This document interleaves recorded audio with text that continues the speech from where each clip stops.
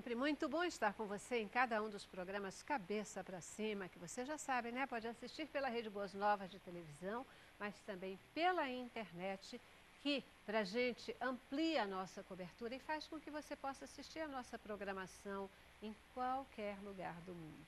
Isso é uma conquista e a gente gosta de falar das nossas conquistas.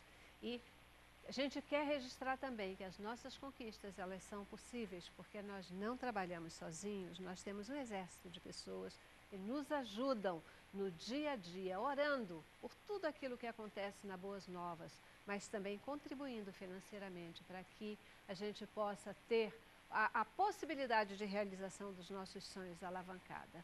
Você, querido semeador de Boas Novas, que já entendeu a mensagem, que sabe que quando você semeia aqui, você também está cumprindo o ID de Jesus, ajudando a divulgar o Evangelho de Cristo por todo o mundo. Que o Senhor recompense o teu reconhecimento, a ação do teu coração.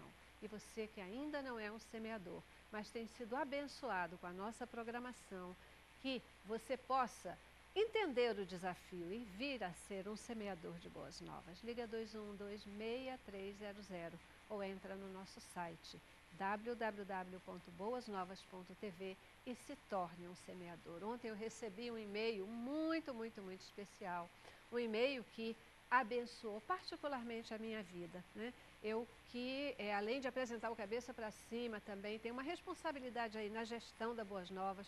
Quero agradecer a você, querido semeador de Boas Novas, que me mandou aquele e-mail, pedindo até para não falar seu nome, então eu não vou falar, adoraria poder falá-lo, né? Mas colocando o quanto a programação da Boas Novas tem sido abençoadora para a sua vida, para a sua igreja, para seus amigos, citando aí cada um dos programas, o quanto a informação passada pela Boas Novas, ela efetivamente é transformadora de vidas. E ela manda um abraço não só para a gente que apresenta o programa, mas também para toda a equipe da Boas Novas, aqui no Rio de Janeiro e em todo o Brasil, que eu quero transmitir nesse momento. Se nós nos sentimos abençoados e a gente fica grato também a Deus por poder abençoar vidas.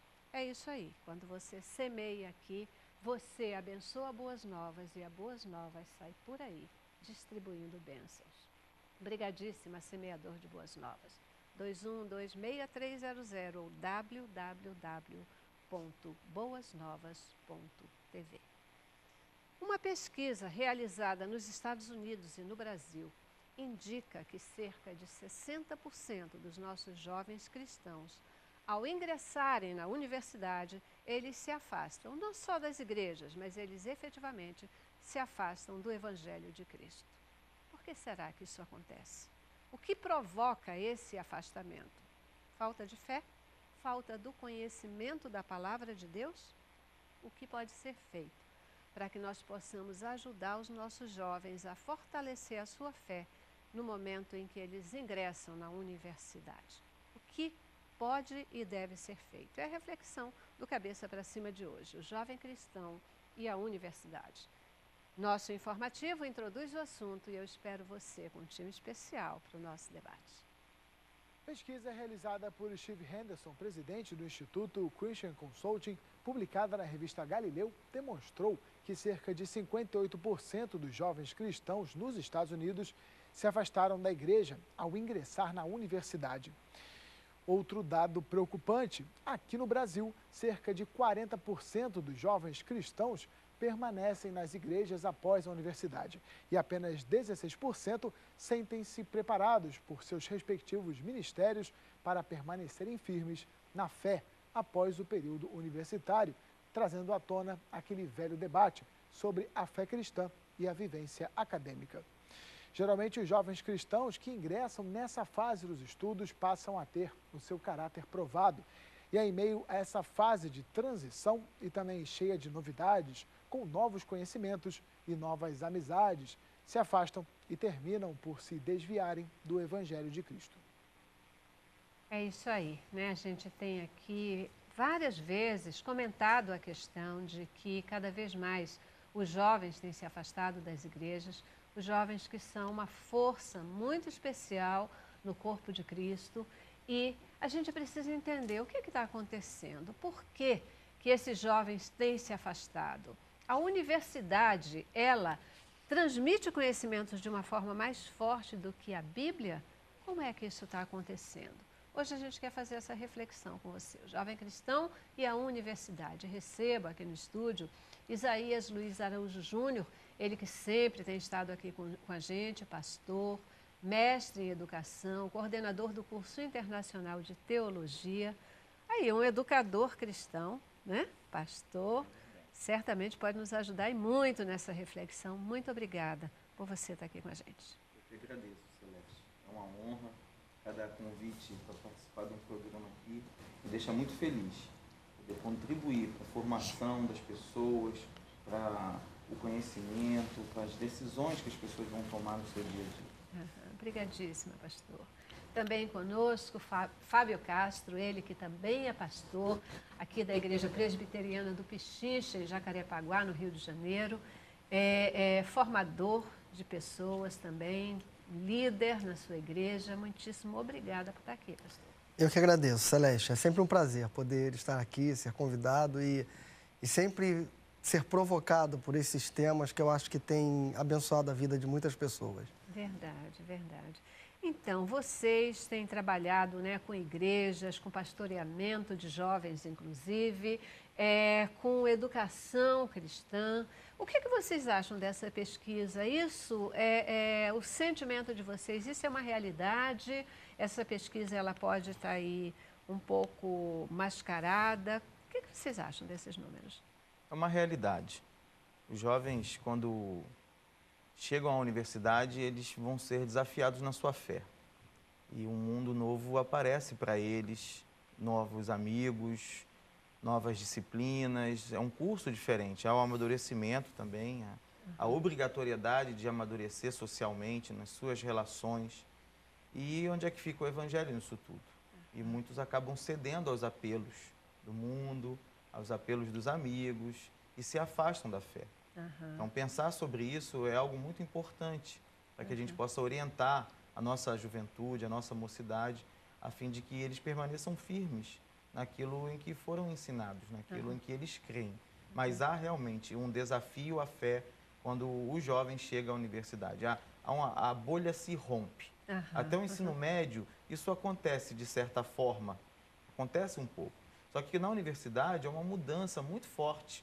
Ele é mais independente, ele agora já tem a sua formação quase completa e isso vai fazer com que ele tenha novos horizontes. E essa realidade mexe com a fé e mexe com aquilo que ele crê. Especialmente porque a gente considera que o ensino superior, ele tem exatamente esse objetivo, né? Se até então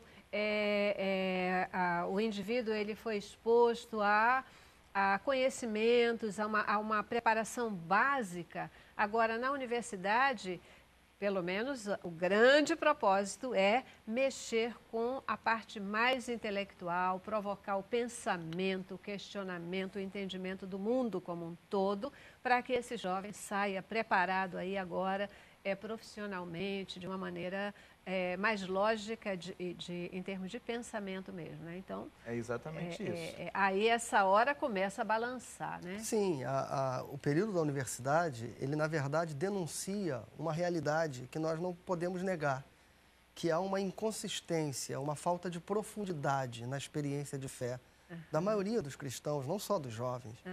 Porque, de certa forma, a vilã não é a universidade, mas, de certa forma, as pessoas vão caminhando na sua fé e são muito pouco estimuladas a questionar os fundamentos da própria fé. E por conta de não se questionarem, por conta de não poderem fazer perguntas, as perguntas são muito mal vistas, muitas vezes, no ambiente religioso. As respostas são sempre muito absolutas e muito superficiais.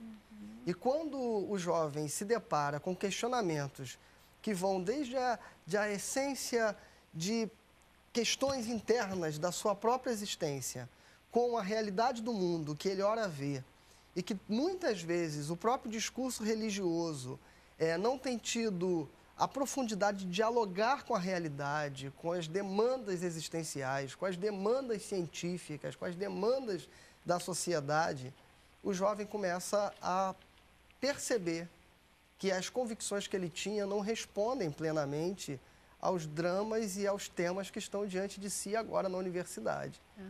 E aí estoura, como o pastor falou, uma bolha onde ele se vê desprotegido daquele círculo que lhe garantia estabilidade nas suas compreensões e nas suas convicções, e agora não. Agora ele precisa responder. E onde estão essas respostas? Se a gente pudesse, assim, tentar sistematizar, né?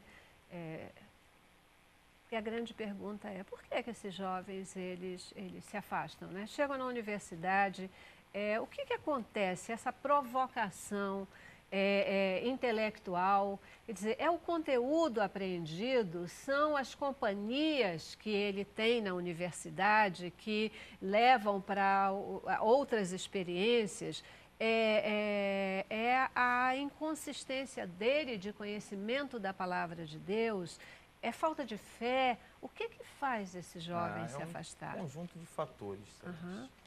Ele está num momento de transição, de autoafirmação, de escolhas também. Então, o lado pessoal já fala alto. Então, é um jovem, ele está começando, ele está descobrindo muita coisa nova. Por outro lado, a universidade, que é um fator externo, ela está ali cheia de novidades, ela está ali também apresentando um novo mundo. Ele vai encarar, como já disse, novos amigos, ele vai conhecer novas realidades, ele vai vislumbrar outras possibilidades para a sua vida que até então ele não tinha visto. Então, começa o lado pessoal de transformação. Uma realidade nova, externa, que ele precisa desbravar, precisa conhecer. Como o pastor falou aqui, ele também tem um alicerce fraco na fé. A igreja, na maioria das vezes, ela tem uma formação muito voltada para o aspecto teológico e esquece a prática. E aí fala muito até da Bíblia. A gente nota isso, que as aulas até de escola dominical, as palestras que são ministradas aos jovens, falam muito da Bíblia. Eles até têm um conhecimento bíblico razoável, né? Pouco, mas para a idade deles seria razoável. Estou falando de modo geral. Só que a aplicação desse conhecimento bíblico, né? Esse conhecimento bíblico diante da realidade, diante do mundo, isso a gente vê pouco nas igrejas, de modo geral. Então, você tem um momento interior que ele está vivendo, de transformação, de descoberta. Você tem um mundo novo em que ele foi inserido e ele precisa viver naquele mundo, ele precisa se adaptar àquele mundo. E nós que trabalhamos na universidade sabemos que é um mundo muitas vezes hostil e ele vai ser colocado na parede, ele vai ser questionado, a sua fé vai ser colocada em prova. E aí vem a parte, ele tem um conhecimento bíblico razoávelzinho, pouco, mas é a aplicação disso, na hora de pegar esse conhecimento e aplicar. Então, vê que esse conjunto de fatores vai fazer com que ele se sinta acuado diante dessa realidade. A própria pesquisa que traz esses dados indica para a gente que é muito raro o jovem cristão conseguir justificar a pergunta, saber responder à pergunta: por que você tem fé? Por que você acredita em Deus? Ele não sabe justificar. E começa por aí o processo dele ficar acuado, né? Ele não sabe responder. Então, como ele não sabe responder, é mais fácil negar. É mais fácil negar. E outras questões ocupam esse espaço. É muito curioso esse aspecto. Como o pastor falou, a universidade é hostil. Há uma hostilidade à fé por parte do ambiente acadêmico, por parte da ciência, por exemplo. De outro lado, também a religião, a fé e a igreja têm se posicionado, às vezes, de forma hostil ao diálogo com a ciência e com a reflexão racional. E a gente fica polarizando duas realidades que se completam. E esse é o grande problema. Porque o jovem, ao entrar na universidade, muitas vezes ele é confrontado com argumentos que são baseados numa fenomenologia prática, experimental, pragmática, científica, e ele tem que responder com a fé, que não tem esta mesma sistematização. É curioso que Pedro, na sua carta, primeira carta, ele vai dizer no capítulo 3, verso 15, que vocês estejam sempre preparados a responder a tantos quantos vos questionarem qual é a razão da vossa esperança em Cristo. E a gente fica tentando ter uma forma de explicar racionalmente a nossa fé quando ela não pode ser limitada ao ambiente da razão. Porque a própria palavra razão, que Pedro diz, a razão da vossa fé, é logos. E ela não tem nada a ver com racionalismo. Tem a ver com uma experiência que dá sentido interior à sua experiência com Cristo. Maravilha. E isso é que tem que estar presente na vida do jovem. E eu acho que um dos fatores fundamentais para esse afastamento da fé, e eu digo que não é da fé, é um afastamento das crenças.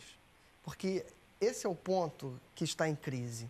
Normalmente, o que está sendo questionado são as crenças, são os dogmas, são alguns princípios da religião e não a fé em si. E quando essas crenças vão sendo desconstruídas, não sobra nada, porque uma fé verdadeira, uma experiência verdadeira de fé, parece não ter sido vivida por este jovem na sua caminhada, na sua infância, na sua adolescência.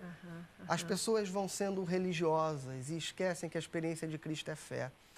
Eu gosto muito, Celeste, de João capítulo 9. Os fariseus, eles vão arguir o cego que Jesus curou, tentando tirar dele uma afirmação teológica, racional, sistemática a respeito de quem é Jesus. E a resposta dele é: eu não sei se ele é tudo que vocês estão perguntando se ele é. Mas uma coisa eu sei, eu era cego e agora eu vejo. Aleluia. Esta é uma experiência de fé. Aleluia. E o que a academia pede é um discurso racional para justificar esta fé. Para desconstruir, inclusive, né? E efetivamente, quando a gente não sabe responder, a gente é derrubado. A gente é derrubado. E talvez seja por aí o primeiro caminho da gente entender e reagir e conseguir capacitar os nossos jovens a chegar na universidade e poder fortalecer a sua fé, em vez de desconstruir tudo isso. Será que é possível? O conhecimento, ele afasta o conhecimento da realidade, da ciência, ele é antagônico, ele afasta, ele derruba os princípios da fé? Qual a opinião de vocês? Logo depois do nosso intervalo. Tá bom? Cabeça pra cima.